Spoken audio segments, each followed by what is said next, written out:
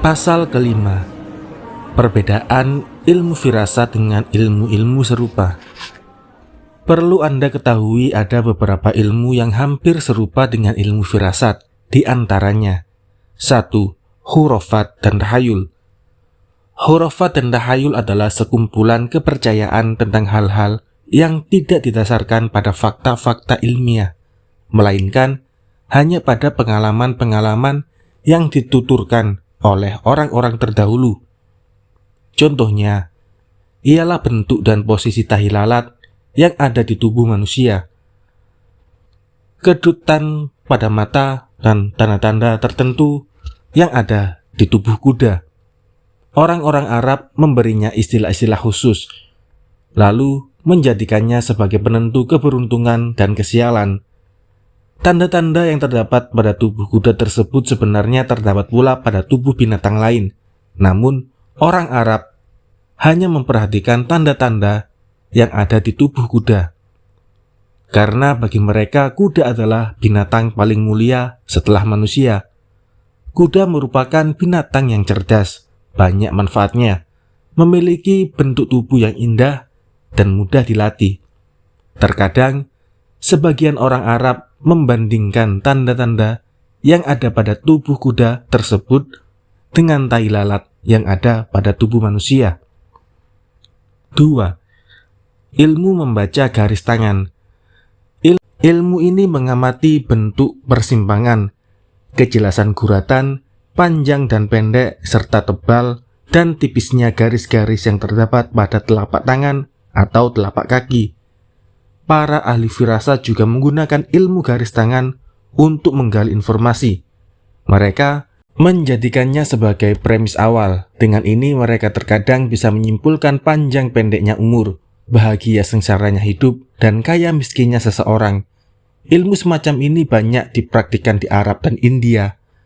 Al-A'sha pernah bersyair untuk menantang orang-orang yang mengancamnya. Lihatlah telapak tanganku dan perhatikan asrornya, guratannya. Apakah jika kau mengancamku, aku akan celaka? 3. Ramalan bahu domba. Ilmu lain yang mirip dengan ilmu firasat adalah ramalan bahu domba atau kambing. Jika dibandingkan bahu domba atau kambing di terawang dengan sinar matahari, akan tampak garis-garis unik atau pola tertentu yang kemudian digunakan oleh seorang peramal untuk meramalkan berbagai peristiwa besar, seperti terjadinya perang, datangnya musim tanam, dan bencana kekeringan.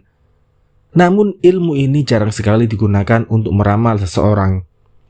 4. Qiyafah atau teknik identifikasi.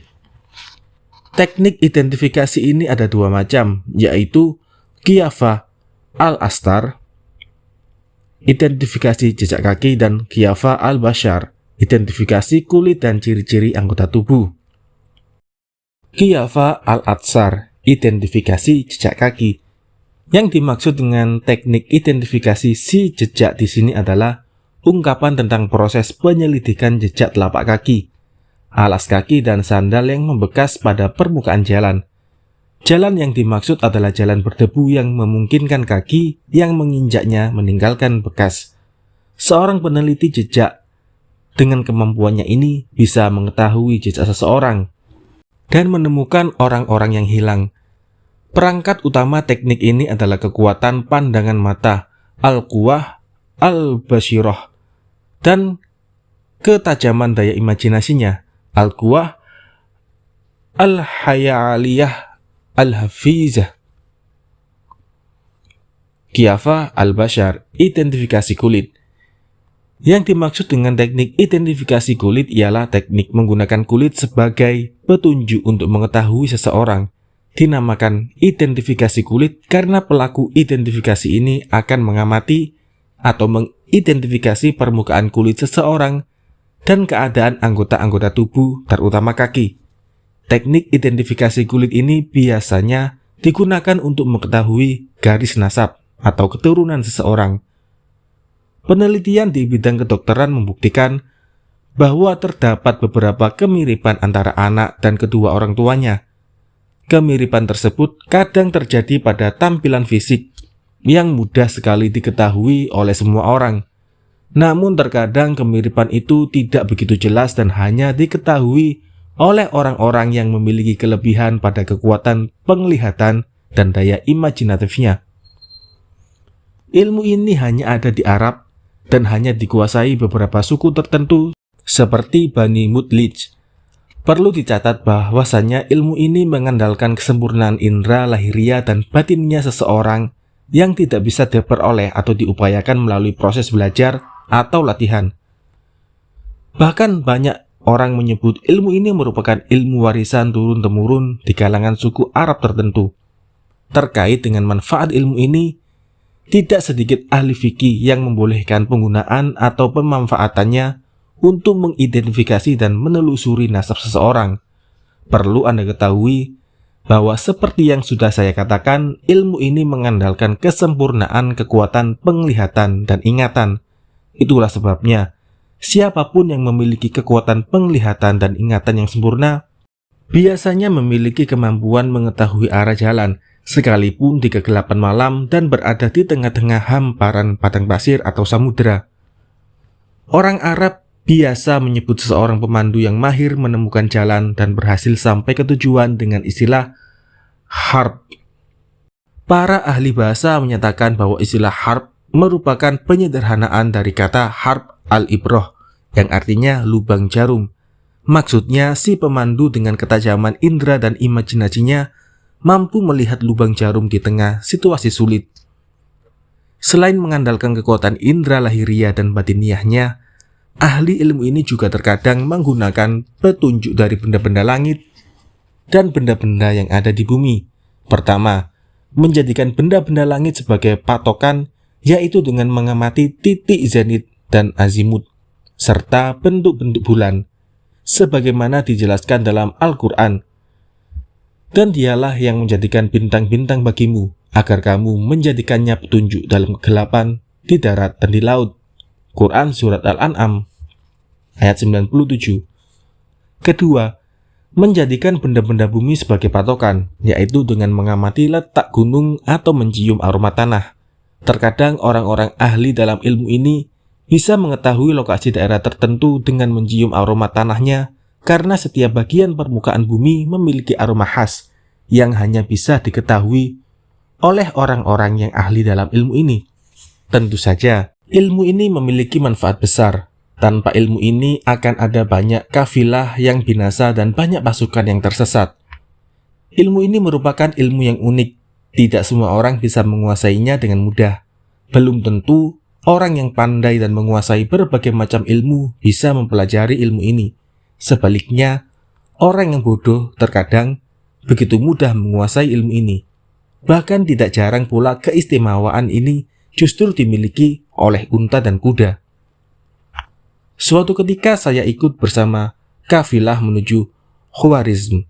Di tengah perjalanan kami tersesat. Sementara itu tidak seorang pun dari kami mampu menunjukkan arah yang benar. Orang-orang lalu menuntun seekor unta tua ke depan dengan membiarkan tali kekang unta tersebut tergeletak di punggungnya. Kami lantas mengikuti langkah unta itu kemanapun ia pergi. Ia ke kanan, kami pun ke kanan. Ia ke kiri, kami pun ke kiri. Ia mendaki bukit, kami pun mendaki bukit. Ia menuruni bukit, kami pun demikian. Setelah mengikuti unta itu kira-kira 2 farsah jauhnya, kami pun mulai khawatir akan keselamatan kami.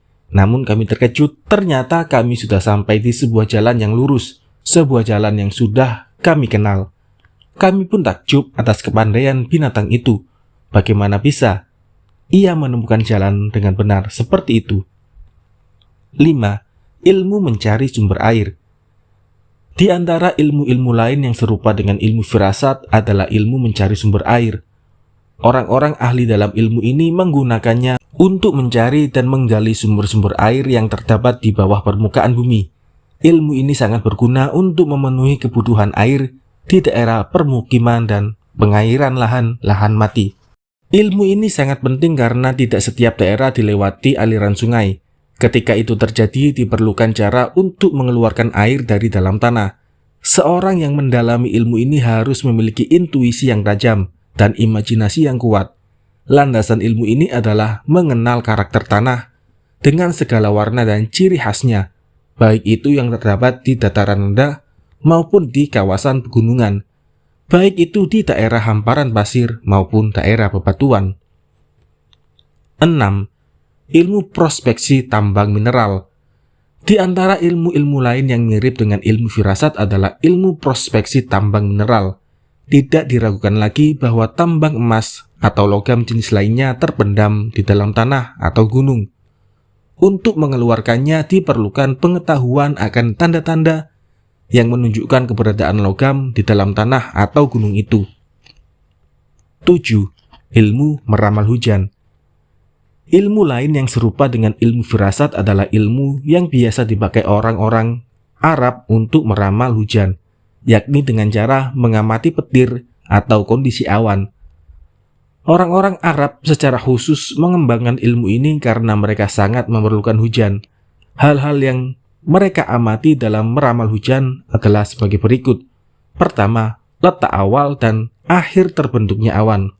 Kedua, tebal atau tipisnya awan. Ketiga, warna awan. Keempat, arah dan kecepatan angin. Kelima, kondisi petir. Dengan mengamati itu semua, mereka dapat mengetahui waktu terjadinya hujan lebat dan hujan rintik-rintik, petir yang menandakan turunnya hujan dan petir yang tidak menandakan turunnya hujan. Dalam sebuah hadis gharib yang diriwayatkan oleh Abu Ubaid, Rasulullah SAW pernah bertanya kepada para sahabat tentang segumpalan awan yang lewat. Apa kalian lihat pangkal, qawaid dan cabang-cabangnya, bawasik, apakah berjeruk ataukah tidak? Kemudian beliau bertanya tentang petirnya. Apakah bersaut-sahutan ataukah sesekali saja? Ataukah membelah langit? Para sahabat menjawab, membelah langit. Rasulullah pun bersabda, hujan akan mendatangi kalian. Perlu Anda ketahui bahwa penduduk yang hidup di daerah tandus dan padang pasir sangat membutuhkan hujan dalam kehidupan mereka. Sementara itu, penduduk kota biasanya tidak terlalu memerlukan hujan. Itulah sebabnya orang-orang Arab Badui sangat mahir dalam ilmu yang satu ini, melampaui pengetahuan penduduk kota. Demikian pula halnya dengan orang-orang India dan Turki. Sayangnya, sebagian besar orang India memanfaatkan keahliannya dalam ilmu ini demi keuntungan pribadi. Mereka menipu masyarakat dengan mengaku mampu menangkal atau mengalihkan hujan. Liciknya, mereka hanya mengklaim kemampuan itu ketika awan musim semi datang. Itulah muslihat mereka. Sebenarnya mereka sama sekali tidak memiliki kekuatan untuk mengatur langit. Mereka mengetahui bahwa awan musim semi terbentuk dari sejumlah gumpalan awan yang tersebar di angkasa. Dari gumpalan awan ini selanjutnya turunlah salju, tetapi tidak bertahan lama. Salju itu cepat menghilang dan awan di langit pun berubah menjadi awan tipis. Orang yang mengetahui perihal awan dengan baik bisa memperkirakan tempat hujan akan turun. Dengan keahliannya, ia tentu bisa mengetahui bahwa awan ini misalnya tidak akan menurunkan hujan di suatu tempat tetapi di tempat lain. Namun, ada sebagian orang yang memiliki keahlian semacam itu justru mengaku bahwa dirinya mampu mengusir awan atau menangkal turunnya hujan, baik itu dengan bacaan tertentu yang ia rapalkan, maupun dengan mengatakan bahwa itu adalah pertolongan Allah. Tentu saja, hal semacam itu akan menjadi penipuan dan fitnah besar bagi kaum Hasyawiyah dan orang-orang awam. Sekian pembahasan tentang beberapa ilmu yang serupa dengan ilmu firasat.